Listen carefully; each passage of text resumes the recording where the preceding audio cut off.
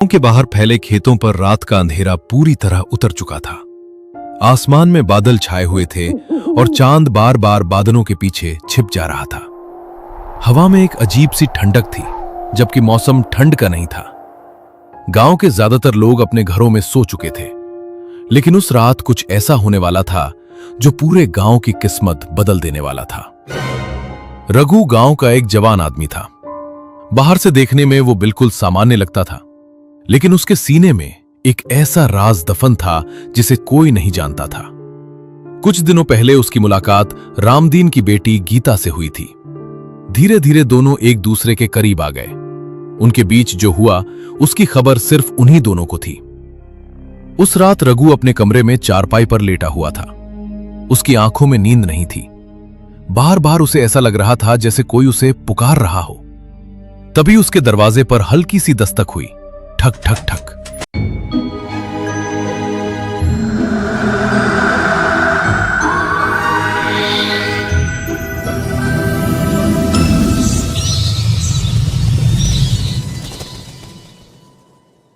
रात का समय था।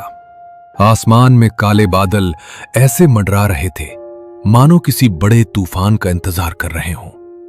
गांव बरहपुर की गलियां सुनसान पड़ी थीं। दूर कहीं कुत्तों के भौंकने की आवाज माहौल को और डरावना बना रही थी। उस गांव में एक आदमी रहता था, रघु। उम्र करीब 32 साल, दुबला पतला शरीर, आंखों के नीचे काले गड्ढे और चेहरे पर हमेशा थकान। रघु दिन रात मेहनत करता था, कभी खेतों में मजदूरी, कभी लकड़ी काटने का काम, लेकिन उसकी जिंदगी कभी नहीं बदली। जो भी कमाता वो अपने खाने पीने और कर्ज में खत्म हो जाता। गांव वाले उसका मजाक उड़ाते थे। अरे रघु, तू तो रांडवा ही मरेगा, तेरे नसीब में औरत का सुख कहां? ये बातें सुनकर वो बाहर से हंस देता, लेकिन अंदर ही अंदर टूटता जा रहा था।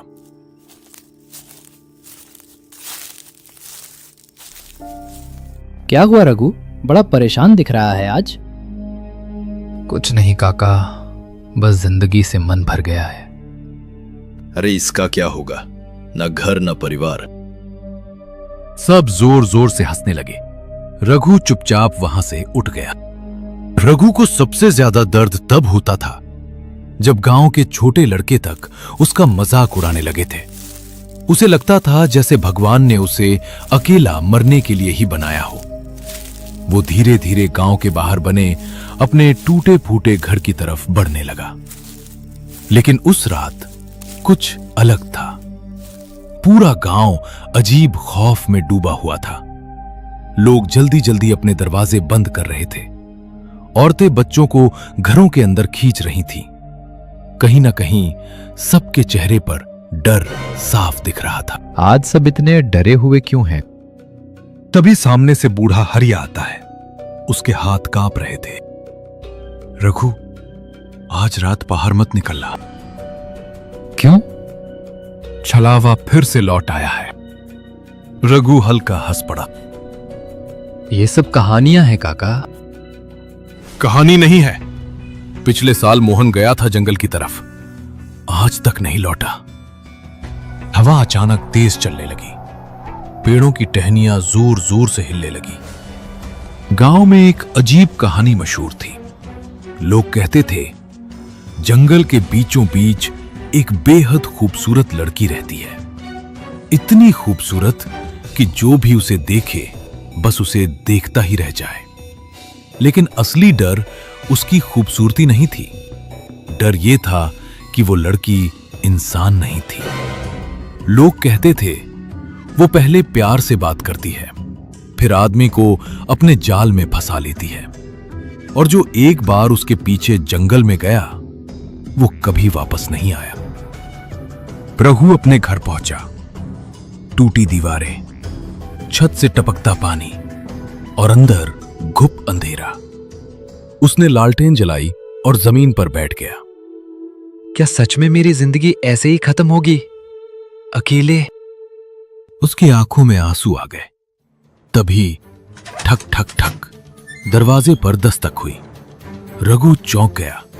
इतनी रात को कौन हो सकता था? वो धीरे धीरे दरवाजे की तरफ बढ़ा। दरवाजा खोला, लेकिन बाहर कोई नहीं था। सिर्फ तेज ठंडी हवा चल रही थी। और तभी उसे दूर जंगल की तरफ एक औरत दिखाई दी। सफेद साड़ी, खुले लंबे बाल और चेहरा इतना खूबसूरत कि रघु कुछ पल के लिए उसे देखता ही रह गया। वो औरत बस खड़ी होकर मुस्कुरा रही थी। फिर उसने धीरे से हाथ के इशारे से रघु को अपने पास बुलाया। रघु का दिल तेजी से धड़कने लगा। कौन हो तुम?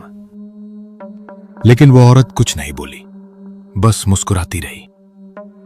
रघु, तुम अकेले हो ना?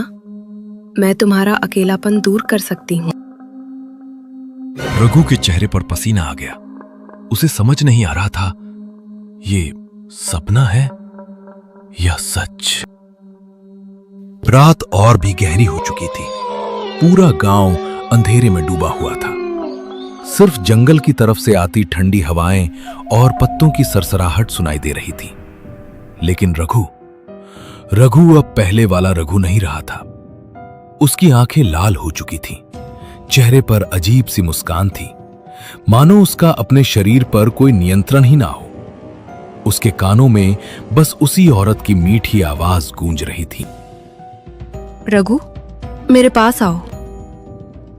रघु धीरे धीरे जंगल की तरफ बढ़ने लगा। उसका दिल जोर जोर से धड़क रहा था। उसके मन में गंदी नहीं, बल्कि एक खतरनाक दीवानगी पैदा हो चुकी थी। उसे लग रहा था कि शायद पहली बार कोई औरत उसे चाह रही है। वो औरत कभी अपने खुले बालों को पीछे करती, तो कभी मुस्कुराकर अपनी पतली कमर की तरफ इशारा करती। उसकी हर अदा में अजीब नशा था। रघु पूरी तरह उसके जाल में फंस चुका था। आज की रात किसी तरह रंगीन हो जाए। वो औरत थोड़ी दूर खड़ी मुस्कुरा रही थी। कभी वो अपने गालों को उंगलियों से छूती, तो कभी अपनी कमर को धीरे से हिलाती। रघु उसे देख पागल होता जा रहा था। आज इन गालों को चूमूंगा मैं। वो तेजी से उसकी तरफ बढ़ने लगा। तभी पीछे से किसी ने उसका हाथ पकड़ लिया। रघु चौंक गया। पीछे देखा, वो गांव के हरीश चाचा थे। उनके चेहरे पर डर साफ दिख रहा था। बेटा मत जा, वो इंसान नहीं है। वो तुझे फंसा देगी। जो उसके पीछे गया कभी वापस नहीं आया। लेकिन रघु पर मानो किसी सम्मोहन का असर था। उसकी नजरें बस उस औरत पर टिकी थीं। वो औरत दूर खड़ी मुस्कुरा रही थी। धीरे धीरे उसने अपनी उंगली से रघु को पास बुलाया। हवा अचानक और ठंडी हो गई। रघु, तुझे समझ क्यों नहीं आ रहा? अपनी जवानी तो मौज में बिताई होगी तुमने। बेटा मेरी बात। और मुझे रोक रहे हो? मेरे हिस्से में क्या आया जिंदगी में? ताने, अकेलापन, जिल्लत। उसकी आंखों में गुस्सा और पागलपन दोनों थे। वो औरत धीरे धीरे हंसने लगी, लेकिन उसकी हंसी इंसान जैसी नहीं थी। वो आवाज मानो कई औरतें एक साथ हंस रही हों। रघु, तुम्हें कोई नहीं समझता। हाँ, लेकिन मैं समझती हूँ। रघु उसकी बातों में पूरी तरह खो चुका था। रात के लगभग 9 बज रहे थे। आसमान में बादल और भी काले हो चुके थे। चांद कभी बादलों के पीछे छिप जाता, तो कभी हल्की रोशनी गांव की सूनी गलियों पर पड़ती। रघु तेज कदमों से अपने घर की तरफ बढ़ रहा था। उसके कानों में अभी भी हरीश चाचा की बातें गूंज रही थी। वो मौत है बेटा। लेकिन उसके दिल में डर से ज्यादा कुछ और था, एक अजीब लालच। दूर जंगल की तरफ से भेड़ियों के रोने की आवाजें आ रही थी। उस आवाज से पूरा माहौल और डरावना हो गया था। रास्ते में पेड़ ऐसे हिल रहे थे मानो कोई उनके पीछे छिपा हो। लेकिन रघु के दिमाग में सिर्फ वही खूबसूरत लड़की घूम रही थी। उसकी मुस्कान, उसकी आंखें, उसकी पतली कमर। रघु चलते चलते खुद ही मुस्कुराने लगा। काश वो सच में मिल जाती, फिर तो जिंदगी बन जाती। हरीश काका की बातें सुन के रघु अपने घर को चला जाता है। हवा अचानक और ठंडी हो गई, लेकिन रघु बिना रुके अपने घर पहुंच गया। उसने जैसे ही घर का दरवाजा खोला, वो एकदम से रुक गया। उसकी आंखें फैल गईं। कमरे के अंदर एक लड़की बैठी थी, ठीक वैसी ही जैसी जंगल में दिखाई दी थी। उसने हरे रंग का ब्लाउज पहन रखा था और लाल साड़ी में उसका चेहरा और भी खूबसूरत लग रहा था। उसके लंबे काले बाल खुले हुए थे। कमरे में हल्की सी खुशबू फैली हुई थी। रघु की सांसें तेज हो गईं। उसे यकीन ही नहीं हो रहा था कि वो लड़की उसके घर में बैठी है। तुम? लड़की धीरे से मुस्कुराई। क्यों? मुझे देखकर खुश नहीं हुए? उसकी आवाज बेहद मीठी थी। रघु धीरे धीरे उसकी तरफ बढ़ने लगा। मैं तो सोच भी नहीं सकता था। लड़की उठकर उसके करीब आई। उसकी आंखें सीधा रघु की आंखों में देख रही थी। आज अकेले नहीं सोओगे रघु? रघु के चेहरे पर मुस्कान आ गई। उसका डर अब पूरी तरह गायब हो चुका था। आओ मेरे पास। वो धीरे धीरे उसके कान के पास आई। आज मैं तुम्हें ऐसा सुख दूंगी जो तुम सारी जिंदगी याद रखोगे। रघु की धड़कनें तेज हो गईं। उसे लग रहा था जैसे उसका बरसों का अकेलापन आज खत्म होने वाला है। बाहर तेज हवा चलने लगी। खिड़की अपने आप जोर जोर से हिलने लगी। लेकिन कमरे के अंदर रघु मानो किसी और दुनिया में खो चुका था। लड़की ने उसका हाथ पकड़ा। उसका हाथ बर्फ जैसा ठंडा था, लेकिन रघु को कुछ अजीब महसूस नहीं हुआ। वो पूरी तरह उसके वश में था। तुम कौन हो? लड़की हल्का मुस्कुराई। जिसे तुम इतने दिनों से ढूंढ रहे थे। फिर उसने धीरे से कमरे का दरवाजा बंद कर दिया। ठक। कमरे में अंधेरा और गहरा हो गया। रात और गहरी हो चुकी थी। बाहर तेज हवाएं चल रही थी। टूटी खिड़कियों से आती हवा कमरे में अजीब सी सीटी जैसी आवाज पैदा कर रही थी। कमरे के अंदर सिर्फ एक लालटेन की हल्की रोशनी जल रही थी। उस पीली रोशनी में वो लड़की और भी रहस्यमयी लग रही थी। उसकी लाल साड़ी, खुले लंबे बाल और होठों पर हल्की मुस्कान। रघु उसे देख पूरी तरह पागल हो चुका था। आज तो किस्मत खुल गई मेरी। लड़की धीरे से उसके करीब आई। इतना क्यों सोच रहे हो? रघु थोड़ा शर्माते हुए लालटेन उठाता है। वो सुरक्षा कवच लगा लूं क्या? लड़की हल्का हंस पड़ी। उसकी हंसी में अजीब खिंचाव था। मन है तो लगा लो। वो रघु की आंखों में देखते हुए मुस्कुराई। लेकिन उसकी कोई जरूरत नहीं है। रघु मुस्कुराया और लालटेन बुझा दी। फूस। पूरा कमरा अंधेरे में डूब गया। अब कमरे में सिर्फ बाहर चलती हवा की आवाज थी।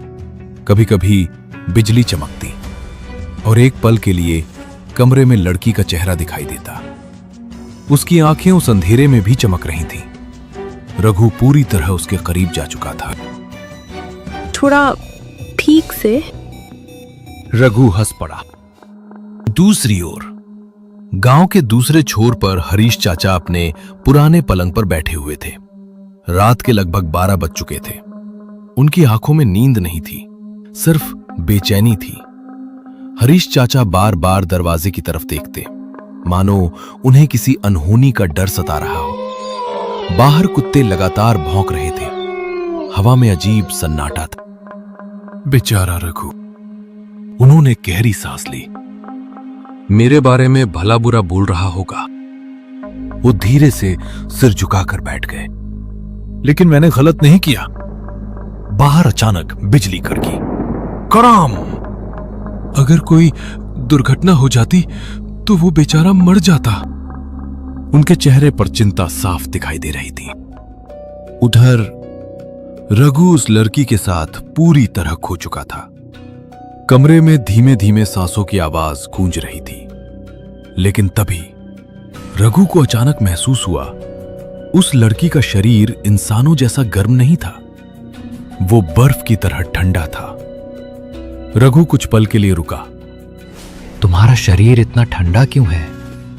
कुछ सेकंड तक सन्नाटा रहा। फिर अंधेरे में लड़की की धीमी हंसी गूंजी। डर गए क्या? नहीं, लेकिन उसके चेहरे पर हल्का डर आ चुका था। रात के लगभग 2:30 बज रहे थे। बाहर बारिश शुरू हो चुकी थी। पुराने घर की छत से पानी टपक रहा था। रघु गहरी नींद में था। उसके चेहरे पर अजीब सी थकान और संतोष दोनों दिखाई दे रहे थे। लेकिन तभी उसे लगा जैसे कमरे में कोई खड़ा उसे देख रहा हो। रघु धीरे धीरे आंखें खोलता है और जो उसने देखा उसे देखकर उसका शरीर कांप उठा। वो लड़की अब बिछावन के ठीक सामने खड़ी थी। उसके खुले बाल चेहरे पर गिर रहे थे। लाल साड़ी थोड़ा बिखरी हुई थी और वो अपने पल्लू को धीरे धीरे संभाल रही थी। उसकी आंखों में अजीब चमक थी। ऐसा लग रहा था जैसे उसे अभी भी चैन नहीं मिला। सो गए क्या? बहुत थक गया हूं मैं। लड़की धीरे धीरे उसके करीब आई। एक बार और वो उसके कान के पास झुक गई। प्लीज, मेरा मन अभी भरा नहीं। उसकी आवाज में अजीब सम्मोहन था। रघु का मन अब नहीं था। उसका शरीर जवाब दे चुका था। लेकिन उस लड़की की बातें, उसकी मुस्कान, उसकी आंखें मानो इंसान को अपनी तरफ खींच लेती थी। रघु फिर से उसके वश में आने लगा। तुम आखिर हो कौन? लड़की मुस्कुराई। जो तुम्हें कभी अकेला नहीं छोड़ेगी, ये सोच के मेरी रोम रोम से हर उठेती है। बस एक बार और मन कर रहा है, प्लीज। कमरे में फिर से अजीब सन्नाटा छा गया। बाहर भेड़ियों की आवाजें लगातार आ रही थी। रघु खुद को रोक नहीं पाया। वो फिर से उस लड़की के करीब चला गया। रात धीरे धीरे बीतती रही। घड़ी की सुइयां आगे बढ़ती रही और वो रहस्यमय लड़की मानो उसकी सारी ताकत खींचती जा रही थी। करीब 2 घंटे बाद रघु पूरी तरह थक चुका था। उसकी सांसें तेज चल रही थीं। वो बिस्तर पर गिर पड़ा। धीरे धीरे रघु की आंख लग गई। बाहर सुबह होने लगी थी।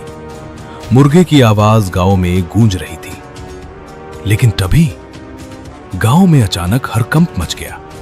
लोग भागते हुए इधर उधर जा रहे थे। औरतों के रोने की आवाजें आने लगी। अरे सुना तुमने? रामदीन की बेटी गायब हो गई। पूरा गांव इकट्ठा हो चुका था। रामदीन रो रो कर बेहाल था। उसकी जवान बेटी रात से गायब थी।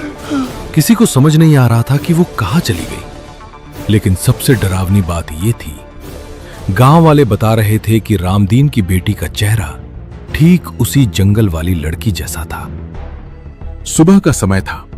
पूरा गांव रामदीन की बेटी को ढूंढने में लगा हुआ था।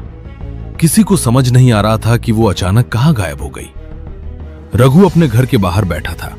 उसके चेहरे पर डर साफ दिखाई दे रहा था। उसे बार बार रात की बातें याद आ रही थी। हरीश चाचा धीरे धीरे उसके पास आए। अब समझ आया बेटा, मैं क्यों मना कर रहा था। रघु चुप रहा। उसकी आंखें नीचे झुकी हुई थी।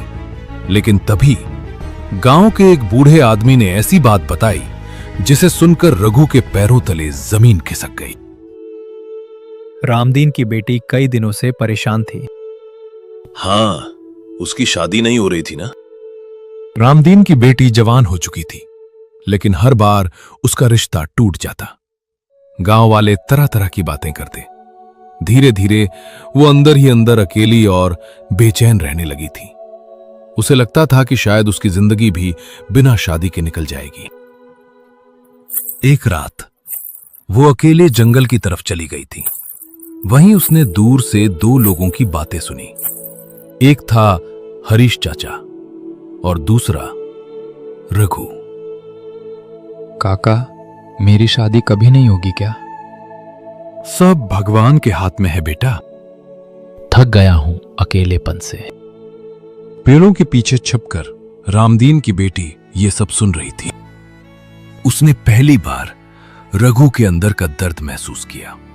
उसे लगा रघु भी उसी की तरह अकेला है। उसके मन में धीरे धीरे एक खतरनाक योजना बनने लगी। अगर मैं खुद उसके पास चली जाऊं तो? उस रात उसके मन में अजीब बेचैनी पैदा हो चुकी थी। उसे बस रघु के बारे में ही सोच आ रही थी। उसी रात वो चुपके से लाल साड़ी पहनकर रघु के घर पहुंची। हरी ब्लाउज, खुले बाल, ठीक वैसा रूप जैसा गांव वाले जंगल वाली लड़की के बारे में बताते थे। शायद वो रघु को डराकर नहीं, बल्कि अपनी तरफ खींचकर उसके करीब आना चाहती थी।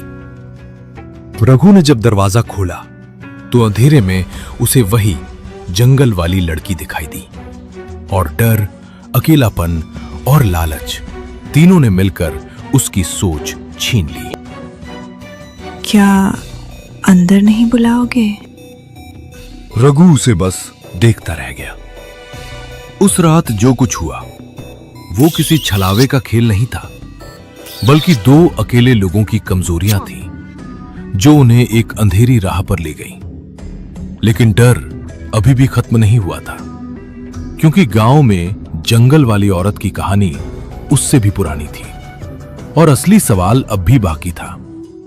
अगर वो लड़की सच में रामदीन की बेटी थी, तो उस रात जंगल में रघु के पीछे खड़ी वो डरावनी चीज आखिर कौन थी? रात होते ही गांव के जंगल से फिर वही औरतों जैसी हंसी गूंजने लगी। गर्मी की उमस भरी शाम थी।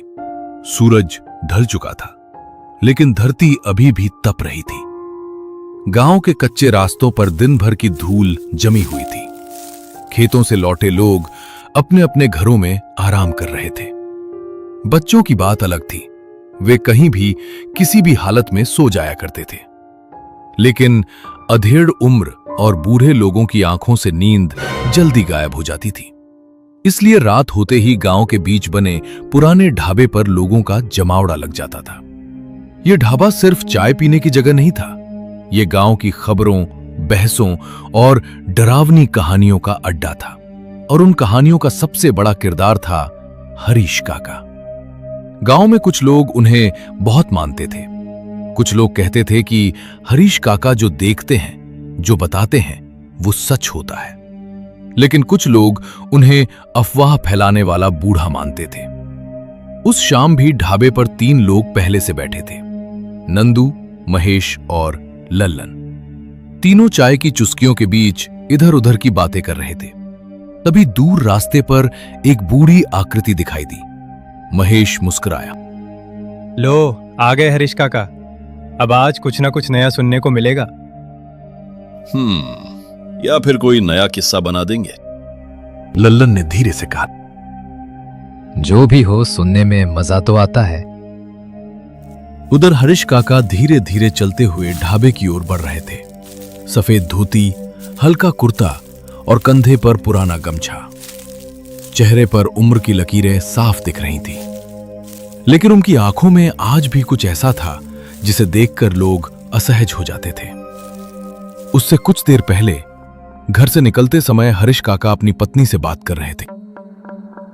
सुनो, अगर बिटिया का फोन आए तो कहना जल्दी घर आने की जरूरत नहीं है। क्यों? अगर ज्यादा रात हो जाए तो अपनी काकी के घर ही रुक जाए। रात में सफर ठीक नहीं। चिंता मत करो, मैं कह दूंगी। काका ने सिर हिलाया। उनकी बेटी सुबह पड़ोस के कस्बे गई थी। उसे शाम तक लौट आना था, लेकिन अभी तक उसका कोई फोन नहीं आया था। हरीश काका के मन में हल्की चिंता थी, फिर भी वे उसे जाहिर नहीं करना चाहते थे। वे घर से निकलकर ढाबे की ओर चल पड़े। उधर गांव के अंतिम छोर पर एक और आदमी अपने घर के बाहर बैठा था। उसका नाम था सुखदयाल। नाम सुनकर लगता था कि उसकी जिंदगी सुखों से भरी होगी, लेकिन सच इसके बिल्कुल उलट था। टूटा हुआ घर, खाली जेब और मन में लालच। वो हमेशा यही सोचता रहता था कि कोई ऐसा रास्ता मिल जाए जिससे बिना मेहनत के पूरी जिंदगी आराम से कट जाए। उसकी नजर हमेशा किसी चमत्कार, किसी खजाने या किसी शॉर्टकट पर रहती थी। उस शाम भी वो चारपाई पर बैठा आसमान की तरफ देख रहा था। हे भगवान, कब तक ऐसे दिन देखने पड़ेंगे? कहीं से कुछ मिल जाए तो पूरी जिंदगी बदल जाए। उसे नहीं पता था कि उसकी यही सोच जल्द ही उसे ऐसी राह पर ले जाने वाली थी जहां से लौटना आसान नहीं होगा। इधर ढाबे पर हरीश काका पहुंच चुके थे। ढाबे वाले रामू ने उन्हें देखते ही मुस्कुराकर कहा, आइए काका, आपकी ही कमी थी। क्यों रे रामू, मेरी कमी क्यों लग रही थी? कुछ लोग कह रहे थे कि काका जो बोलते हैं सब सच होता है, और कुछ लोग कह रहे थे कि काका बस अफवाह उड़ाते हैं। नंदू तुरंत बोल पड़ा, मैं तो दूसरी वाली बात मानता हूं। हर बात मजाक नहीं होती नंदू। अरे तो क्या काका भूत प्रेत से रोज मिलते हैं? हरीश काका बस मुस्कुरा दिए। उन्होंने कोई जवाब नहीं दिया। ढाबे पर बैठे बाकी लोग उनकी तरफ देखने लगे। सभी जानते थे जब हरीश काका चुप हो जाते हैं तब अक्सर कोई अजीब बात निकलकर सामने आती है। हवा धीरे धीरे ठंडी होने लगी थी। सूरज पूरी तरह डूब चुका था। आसमान में अंधेरा फैलने लगा था। गांव की गलियों में सन्नाटा उतर रहा था। दूर कहीं कुत्ते भौंक रहे थे। उसी समय ढाबे के पीछे वाले रास्ते की तरफ हरीश काका की नजर गई। कुछ सेकंड के लिए उनका चेहरा बदल गया। उनकी आंखें उसी दिशा में टिक गईं। रामू ने गौर किया। क्या हुआ काका? हरीश काका कुछ पल चुप रहे, फिर धीमी आवाज में बोले, आज रास्तों पर ज्यादा देर मत घूमना। ढाबे पर बैठे सभी लोग चौंक गए। क्यों? काका ने गहरी सांस ली, क्योंकि कुछ रातें ऐसी होती हैं जब अंधेरा सिर्फ अंधेरा नहीं होता। यह सुनकर ढाबे पर अचानक सन्नाटा छा गया। नंदू हंसना चाहता था, लेकिन पता नहीं क्यों उसकी हंसी बाहर नहीं निकल सकी। ढाबे पर हरीश काका की बात सुनकर कुछ देर के लिए सन्नाटा छा गया था, लेकिन गांव के दूसरे छोर पर एक अलग ही कहानी चल रही थी। सुखदयाल अपने टूटे फूटे घर के बाहर चारपाई पर बैठा था। उसकी उम्र लगभग 30-32 साल रही होगी, लेकिन चेहरे पर ऐसी थकान थी जैसे जिंदगी उससे बहुत कुछ छीन चुकी हो। सच भी यही था। कुछ साल पहले उसकी मां का देहांत हो गया था और उसके पिता पिछले कई महीनों से लापता थे। किसी को नहीं पता था कि वे जिंदा भी हैं या नहीं। घर में अकेला सुखदयाल ही बचा था। उसकी शादी भी नहीं हुई थी। हालांकि गांव वाले कहते थे कि उसकी किस्मत खराब है, लेकिन असली वजह कुछ और भी थी। सुखदयाल का व्यवहार लोगों को पसंद नहीं था। वो अक्सर गांव की औरतों को अजीब नजरों से देखता था। लोग उससे दूरी बनाकर रखते थे। इसी कारण कोई भी अपनी बेटी का रिश्ता उसके साथ जोड़ना नहीं चाहता था। सुखदयाल भी ये बात जानता था। जब तक पैसा नहीं होगा कौन अपनी बेटी देगा मुझे? गरीब आदमी की इज्जत भी गरीब हो जाती है। वह यही सब सोच रहा था कि तभी सामने से किसी के कदमों की आवाज आई। उसने सिर उठाकर देखा। सामने हरीश काका की बेटी खड़ी थी, हल्की घबराई हुई। चेहरे पर सफर की थकान साफ दिखाई दे रही थी। सुखदयाल उसे देखते ही कुछ पल के लिए खो सा गया। गांव की सबसे सुंदर लड़कियों में उसका नाम लिया जाता था, और सच कहें तो सुखदयाल उसे पहले से पसंद करता था, लेकिन उसने कभी अपनी बात जाहिर नहीं की थी। उसे पता था कि बात तभी आगे बढ़ सकती है जब लड़की भी उसे पसंद करे, और इसकी संभावना बहुत कम थी। काका की बेटी ने धीरे से पूछा, सुखदयाल जी, आपके पास फोन है क्या? सुखदयाल तुरंत खड़ा हो गया। हाँ है, क्या हुआ? मेरी फोन बंद हो गई है, घर पे बात करनी थी। सुखदयाल ने बिना देर किए जेब से मोबाइल निकाल लिया। लो कर लो बात। धन्यवाद। उसने नंबर मिलाया। कुछ सेकंड बाद उधर से उसकी मां ने फोन उठाया। माँ, मैं गौरी बोल रही हूँ। अरे भगवान का लाख लाख शुक्र है। कहाँ हो तुम? बस गांव के बाहर हूँ। फोन डिस्चार्ज हो गया था। ये नंबर किसका है? बेटी ने सहजता से जवाब दिया। सुखदयाल जी का। ये सुनते ही उधर कुछ पल के लिए खामोशी छा गई। मां का चेहरा डर से सफेद पड़ गया। गांव में सुखदयाल की बदनाम छवि से वो अच्छी तरह परिचित थी। लोग उसके बारे में तरह तरह की बातें करते थे। कई घरों की औरतें उससे दूरी बनाकर रखती थी। मां की आवाज अचानक गंभीर हो गई। बेटी, ध्यान से सुनो। क्या हुआ माँ? किसी भी हालत में उसके घर मत रुकना। क्यों? तुम बस मेरी बात मानो। पूरे गांव को उससे परेशानी है। ठीक है माँ, जल्दी घर आने की कोशिश करो। ठीक है। फोन कट गया। उधर सुखदयाल उत्सुकता से उसकी तरफ देख रहा था। सब ठीक है। हाँ। अगर देर हो जाए तो चाहो तो यहां बैठ सकती हो थोड़ी देर। नहीं, मैं थोड़ी देर में निकल जाऊंगी। सुखदयाल के चेहरे पर हल्की निराशा दिखाई दी, लेकिन उसने कुछ नहीं कहा। उधर ढाबे पर हरीश काका अब भी बेखबर बैठे हुए थे। रामू ने एक और कुल्हड़ चाय उनके सामने रख दी। लो काका, गर्मा गर्म चाय। आज तो बड़ी खातिरदारी हो रही है। महेश हंस पड़ा। आप आते हो तो ढाबे में रौनक आ जाती है। नंदू फिर बोला। रौनक नहीं, डर आ जाता है। सभी हल्का हंस पड़े, लेकिन हरीश काका की नजरें बार बार अंधेरे रास्ते की तरफ जा रही थी, जैसे उन्हें किसी अनहोनी का आभास हो रहा हो। अचानक ढाबे के पास खड़े एक कुत्ते ने जोर जोर से भौंकना शुरू कर दिया। वो सड़क की तरफ देखकर गुर्रा रहा था। इससे क्या हो गया? पता नहीं। हरीश काका ने भी उधर देखा। दूर अंधेरे में कुछ क्षण के लिए उन्हें ऐसा लगा जैसे कोई लंबी काली आकृति सड़क के किनारे खड़ी हो। उन्होंने पलक झपकी। आकृति गायब हो चुकी थी। फिर से क्या हुआ काका? हरीश काका कुछ देर चुप रहे, फिर बोले, आज की रात साधारण नहीं लग रही। गांव के ऊपर रात धीरे धीरे उतर रही थी। आसमान में अंधेरा गहराने लगा था और कच्चे रास्तों पर लोगों की आवाजाही कम हो चुकी थी। इसी बीच गांव का एक युवक, जिसका नाम रघु था, खेतों से काम खत्म करके अपने घर लौट रहा था। रघु सीधा साधा लड़का था और हरीश काका की वो बहुत इज्जत करता था। जब वो गांव के अंतिम छोर वाले रास्ते से गुजर रहा था, तभी उसकी नजर दूर खड़े दो लोगों पर पड़ी। एक तरफ सुखदयाल खड़ा था और दूसरी तरफ हरीश काका की बेटी। ये देखकर रघु के कदम अचानक रुक गए।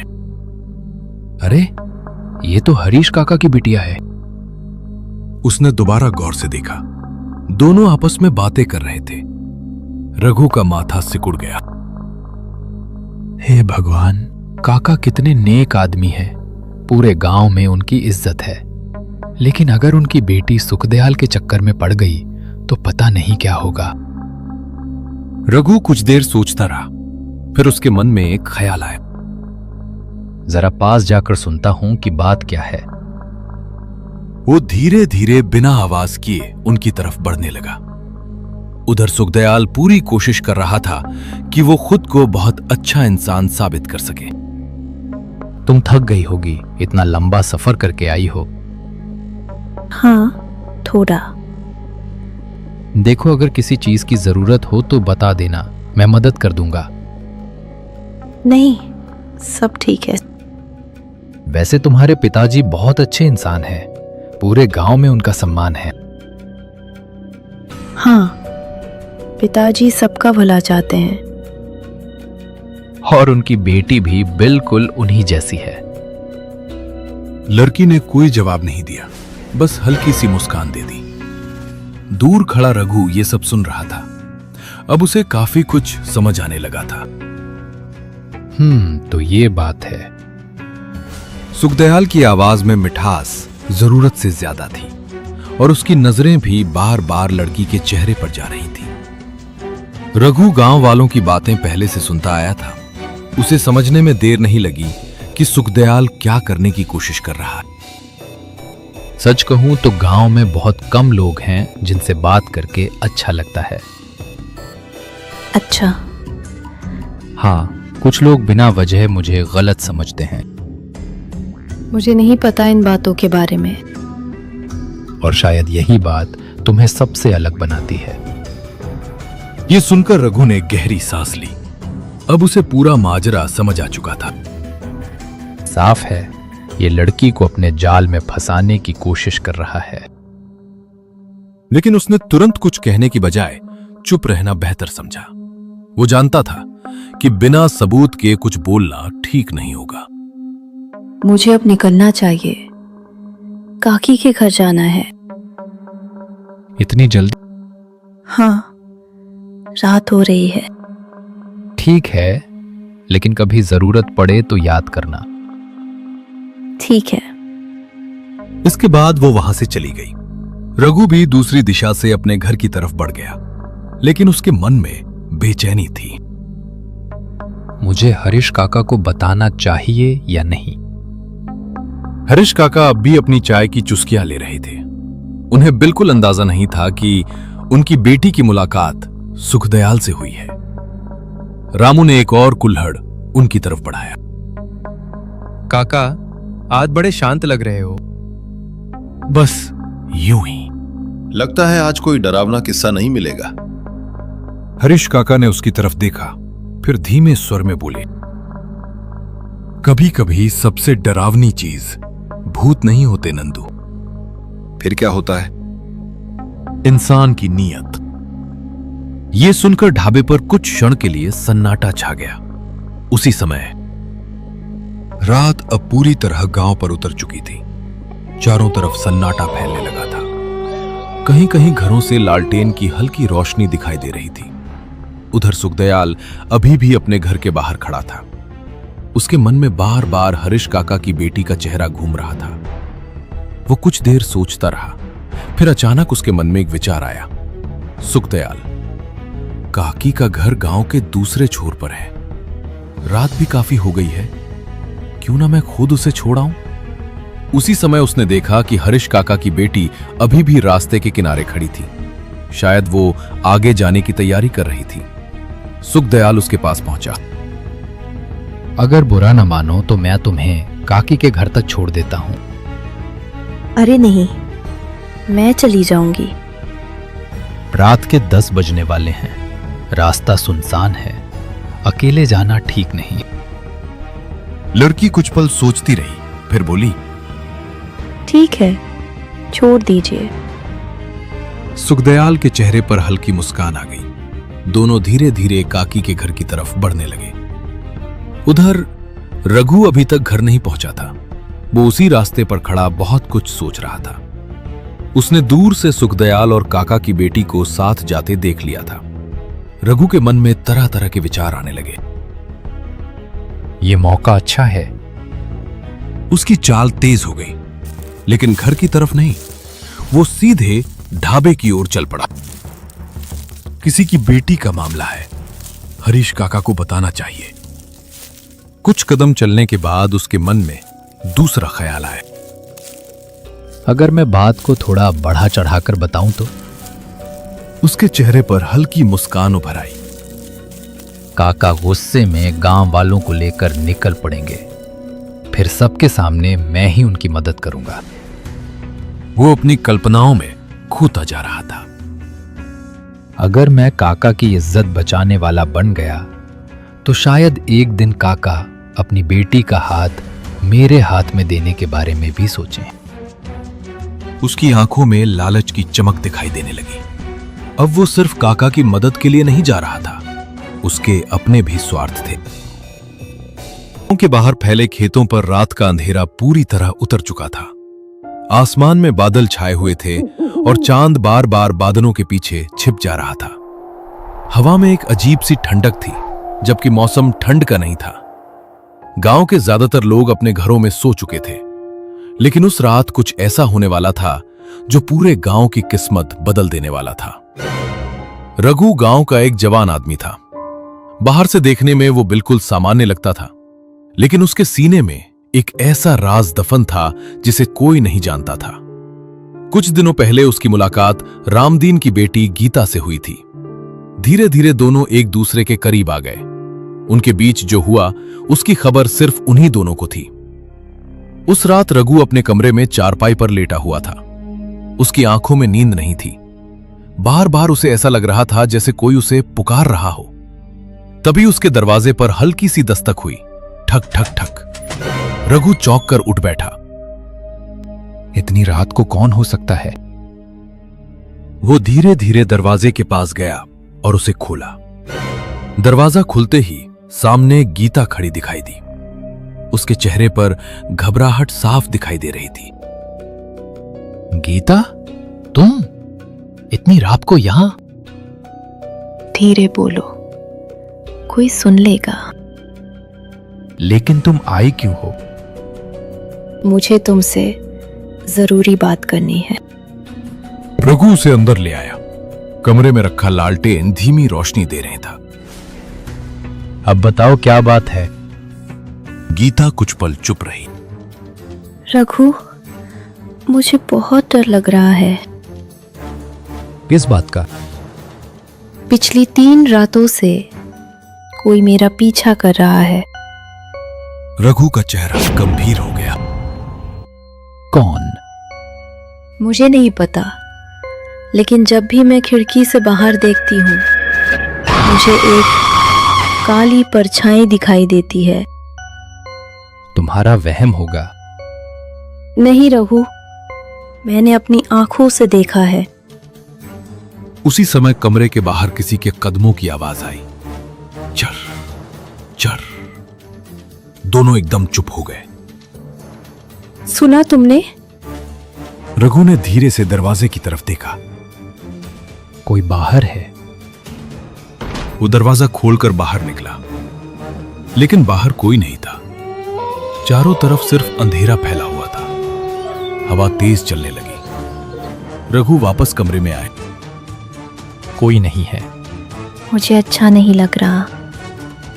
उधर गांव के दूसरे छोर पर रहने वाले बूढ़े बाबा अपने आंगन में बैठे मंत्र जाप कर रहे थे। अचानक उनकी नजर दूर पगडंडी पर पड़ी। उन्होंने देखा कि रामदीन की बेटी गीता चुपके से घर से निकलकर रघु के घर की तरफ जा रही है। बाबा की आंखें सिकुड़ गईं। इस समय ये लड़की आधी रात को कहां जा रही है?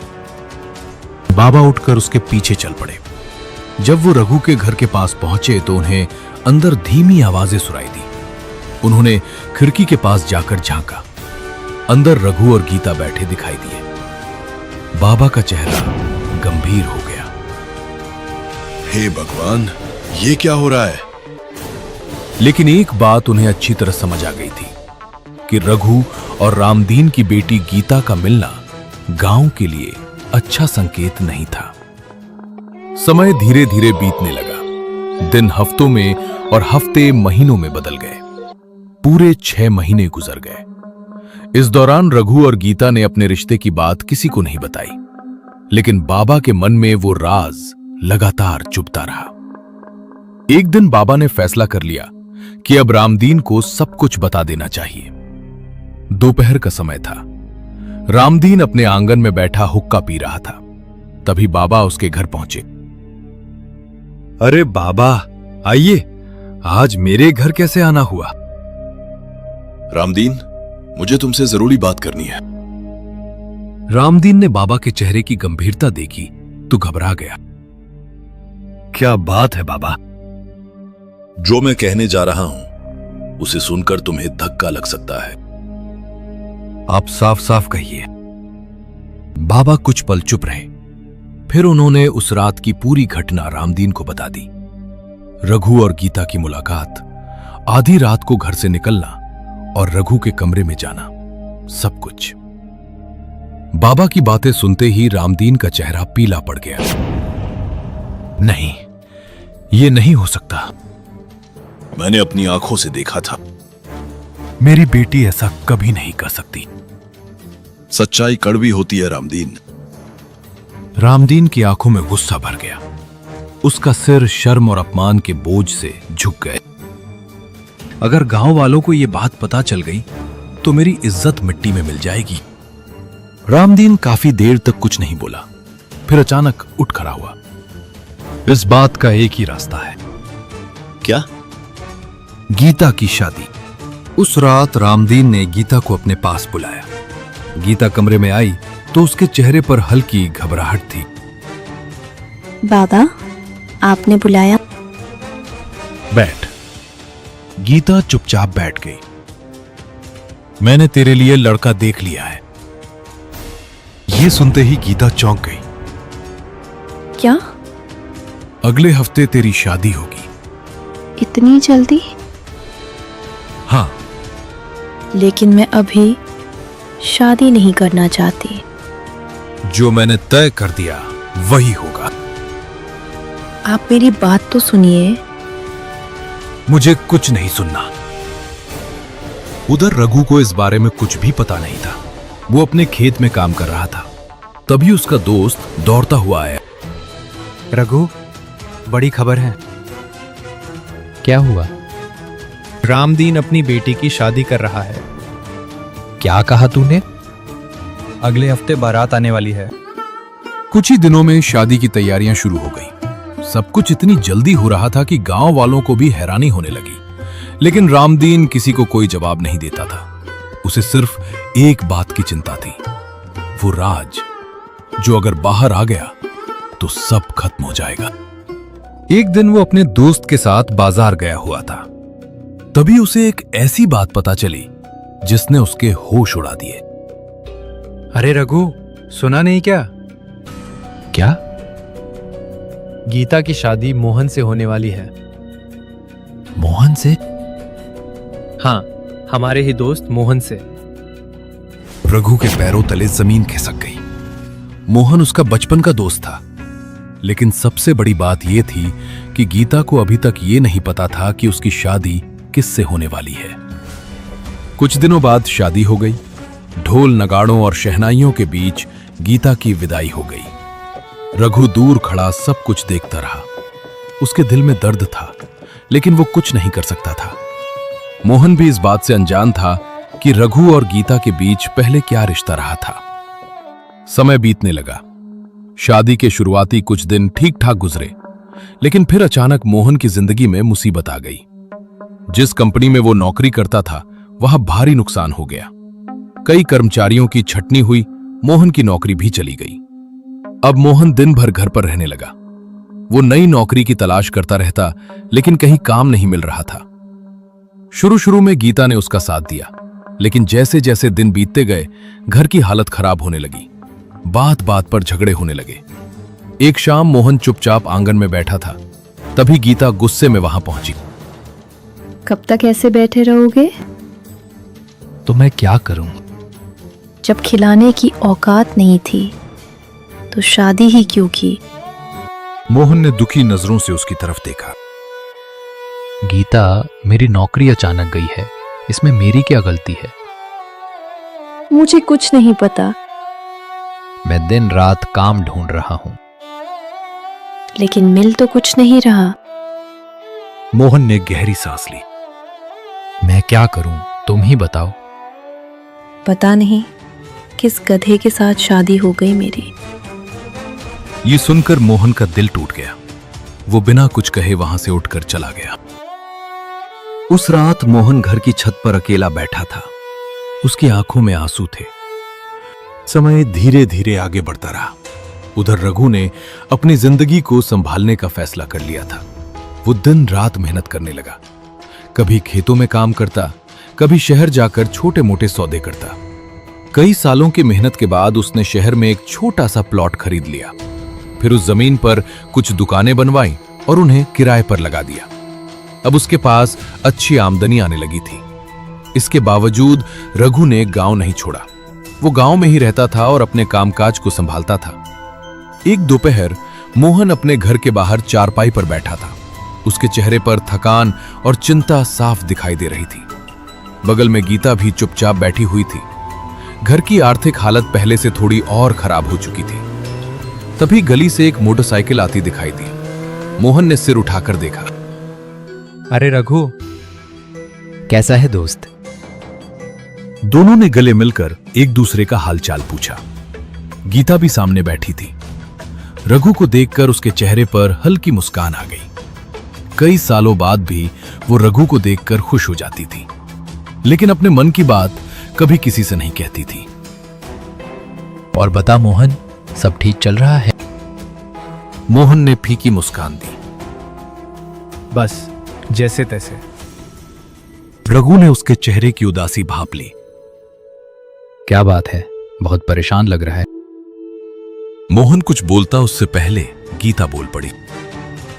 परेशान कैसे नहीं होगा? क्यों? काम कैसे चलेगा? घर में बैठकर अंडे देगा क्या? काम धंधा देखे तब ना। मोहन का चेहरा उतर गया। गीता, फिर शुरू हो गई तुम। मैं झूठ बोल रही हूँ क्या? रघु ने माहौल शांत करने की कोशिश की। अरे रहने दो, लड़ाई झगड़े से कुछ नहीं होगा। कुछ देर बाद रघु ने मोहन की तरफ देखा। तुम्हारे मन में कोई काम करने का विचार है? है तो। क्या? मैं बिरयानी का ढाबा खोलना चाहता हूं। अरे वाह, ये तो अच्छा विचार है।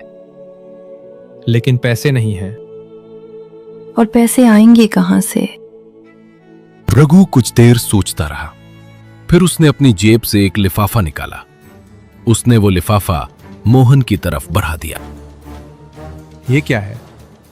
कुछ पैसे हैं। नहीं नहीं, मैं नहीं ले सकता। दोस्त किस दिन काम आते हैं? लेकिन जब काम चल निकले और हालत ठीक हो जाए तब लौटा देना। तुमने आज बहुत बड़ा एहसान कर दिया। दोस्ती में एहसान नहीं होता। गीता चुपचाप ये सब देख रही थी। उसके मन में अजीब सी हलचल होने लगी। उसे याद आने लगा कि कभी रघु उसके लिए कितना मायने रखता था, लेकिन अब सब कुछ बदल चुका था। शाम होने लगी। रघु वापस जाने के लिए उठ खड़ा हुआ। धन्यवाद दोस्त। मेहनत करना, बाकी सब ठीक हो जाएगा। इतना कहकर रघु वहां से चला गया। समय के साथ मोहन का बिरयानी ढाबा चल निकला। रघु की मदद से शुरू हुआ छोटा सा ढाबा अब आसपास के गांव में मशहूर होने लगा था। दिन में गर्मी और तेज धूप की वजह से बहुत कम ग्राहक आते थे, लेकिन जैसे ही रात होती ढाबे पर लोगों की भीड़ उमड़ पड़ती। दूर दूर से लोग मोहन की बिरयानी खाने आते। मोहन सुबह से लेकर देर रात तक काम में लगा रहता। कई बार तो इतनी देर हो जाती कि वह ढाबे पर ही सो जाता था। उधर गीता घर पर अक्सर अकेली रहने लगी थी। मोहन का ज्यादातर समय ढाबे पर ही गुजरता था। धीरे धीरे गीता को अकेलापन महसूस होने लगा। एक शाम उसने रघु को फोन किया। हेलो रघु। हाँ गीता, बोलो। अगर समय हो तो घर आ जाओ, कुछ जरूरी बात करनी है। सब ठीक तो है? आ जाओ, फिर बताती हूँ। रघु कुछ देर सोचता रहा, फिर वो गीता के घर की तरफ चल पड़ा। जैसे ही रघु घर के अंदर गया, उसे पता नहीं था कि दूर सड़क किनारे बैठे हरिया काका की नजर उस पर पड़ चुकी थी। हरिया काका गांव के सबसे चौकन्ने लोगों में से थे। उन्होंने रघु को गीता के घर में जाते देखा। ये बात कुछ ठीक नहीं लग रही। थोड़ी देर तक वो दूर से नजर रखते रहे, फिर उठकर सीधे मोहन के ढाबे की तरफ चल पड़े। रात के समय ढाबे पर हमेशा की तरह भीड़ लगी हुई थी। मोहन ग्राहकों को खाना परोस रहा था। तभी हरिया काका वहां पहुंचे। अरे काका आइए, बिरयानी खाइए। लेकिन हरिया काका का चेहरा गंभीर था। मोहन, मुझे तुमसे जरूरी बात करनी है। क्या हुआ काका? जो मैं कहने जा रहा हूं उसे सुनकर संभल जाना। मोहन घबरा गया। सीधे सीधे बताइए। मैंने अभी कुछ देर पहले रघु को तुम्हारे घर में जाते देखा है। मोहन चौंक गया। क्या? और घर में गीता अकेली थी। मोहन कुछ पल तक चुप खड़ा रहा। उसे विश्वास ही नहीं हुआ। नहीं, रघु ऐसा नहीं कर सकता। मैंने अपनी आंखों से देखा है। मोहन का चेहरा उतर गया। उसके हाथ कांपने लगे। भीड़ के बीच खड़े खड़े उसे पुरानी बातें याद आने लगी। रघु का अचानक मदद करना, गीता का उसके सामने बदलता व्यवहार, और अब ये खबर। उसका दिल बुरी तरह टूट चुका था। जिस आदमी को वह अपना सबसे अच्छा दोस्त मानता था, उसी पर अब शक होने लगा था। रात काफी गहरी हो चुकी थी। घर के अंदर गीता और रघु बैठे बातें कर रहे थे। लालटेन की धीमी रोशनी कमरे में फैल रही थी। तुम जानते हो रघु, कभी कभी सोचती हूं कि अगर सब कुछ अलग होता तो शायद हमारी जिंदगी भी अलग होती। अब पुरानी बातें सोचकर क्या फायदा गीता? फायदा तो कुछ नहीं, लेकिन दिल है कि मानता नहीं।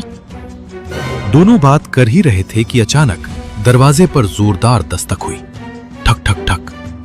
गीता का चेहरा सफेद पड़ गया। लगता है मोहन आ गया। अब क्या करें? तुम पीछे वाले रास्ते से निकल जाओ, जल्दी। रघु तुरंत पिछवाड़े के रास्ते से निकल गया। उसी समय गीता ने जाकर दरवाजा खोला। सामने मोहन खड़ा था। वह अकेला ही आया था। रास्ते में हरिया काका भी साथ चलना चाहते थे, लेकिन मोहन ने उन्हें पहले ही कह दिया था। काका आप घर जाइए, आगे मैं संभाल लूंगा। मोहन घर के अंदर आया। उसकी नजर पूरे कमरे में घूमी। फिर उसने गीता की तरफ देखा। कोई मिलने आया था क्या? गीता का दिल जोर जोर से धड़कने लगा। तुम्हारे सिवा कौन आएगा मिलने? हरिया काका तो कह रहे थे कि रघु आया था। कुछ पल के लिए सन्नाटा छा गया। फिर गीता बोल पड़ी। हाँ, आया था। तो क्या हुआ? रघु घर नहीं आ सकता क्या? आ सकता है, लेकिन रात में, और तब जब मैं घर पर नहीं हूं। तुम हर बात का गलत मतलब क्यों निकालते हो? अगर कोई जरूरी बात होती तो वो ढाबे पर आ जाता। मोहन की आंखों में आंसू आ गए। सच बताओ गीता, क्या तुम रघु को पहले से जानती थी? गीता कुछ देर चुप रही, फिर धीरे से बोली। हाँ। यह सुनते ही मोहन जैसे अंदर से टूट गया। वो चारपाई पर बैठ गया। मैं किसके लिए मेहनत कर रहा हूं? दिन रात ढाबे पर पड़ा रहता हूं, और यहां ये सब चल रहा है। गीता चुप रही। कुछ देर बाद मोहन ने सिर उठाया। उसकी आंखों में गुस्सा था। कल ही मैं रघु को सबक सिखाऊंगा। क्या करने वाले हो?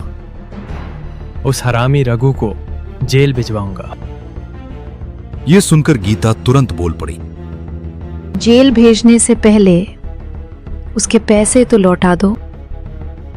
कौन से पैसे? जो उसने दिए थे। उसने तो सिर्फ 20,000 रुपए दिए थे। तभी उसे कुछ पुरानी बातें याद आने लगी। जब रघु ने उसकी मदद की थी, तब मोहन ने हरिया काका से कहा था, काका आपके फोन में रिकॉर्डिंग चालू कर दीजिए। क्यों? बस कर दीजिए। उस दिन की पूरी बातचीत रिकॉर्ड हो गई थी, लेकिन बाद में उस रिकॉर्डिंग के कुछ हिस्सों को काट छांट कर ऐसा दिखाया गया कि जैसे रघु किसी गैर कानूनी काम के लिए पैसे दे रहा हो। अगले दिन गांव में हंगामा मच गया। मोहन ने वही रिकॉर्डिंग अधिकारियों को सौंप दी। रघु लाख समझाता रहा कि उसने दोस्त की मदद के लिए पैसे दिए थे, लेकिन रिकॉर्डिंग और कुछ झूठी गवाहियों ने मामला उसके खिलाफ कर दिया। महीनों तक मुकदमा चलता रहा। रघु बार बार अपनी बेगुनाही की बात कहता रहा, लेकिन कोई उसकी बात सुनने को तैयार नहीं था। अंततः अदालत ने उपलब्ध सबूतों के आधार पर फैसला सुनाया। रघु को उम्र कैद की सजा सुना दी गई। जब पुलिस उसे ले जा रही थी, तब रघु ने आखिरी बार गांव की तरफ देखा। उसकी नजर दूर खड़ी गीता पर पड़ी। गीता रो रही थी, लेकिन अब बहुत देर हो चुकी थी। झूठ और विश्वासघात से बना रिश्ता कभी सुख नहीं देता। एक पल की गलत चाहत कई जिंदगियों को बर्बाद कर सकती है। सच्चा प्रेम हमेशा ईमानदारी और विश्वास पर टिकता है, जबकि छल और धोखा अंत में केवल पछतावा, अकेलापन और दर्द छोड़ जाते हैं।